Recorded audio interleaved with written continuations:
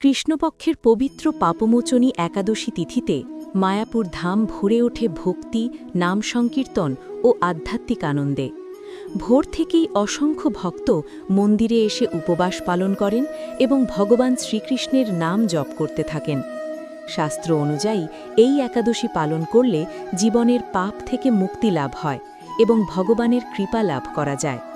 এই দিনে international society for Krishna কনশাসনেসের প্রধান কেন্দ্র মায়াপুরে বিশেষ আরতি, হরিনাম সংকীর্তন এবং ভাগবত পাঠের আয়োজন করা হয়।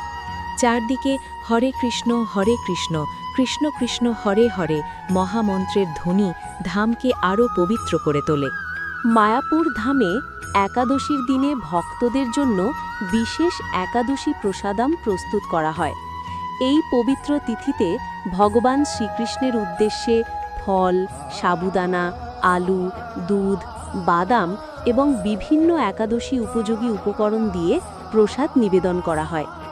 একাদশীর নিয়ম অনুযায়ী এই দিনে চাল, ডাল বা শস্যজাতীয় খাবার গ্রহণ করা হয় না।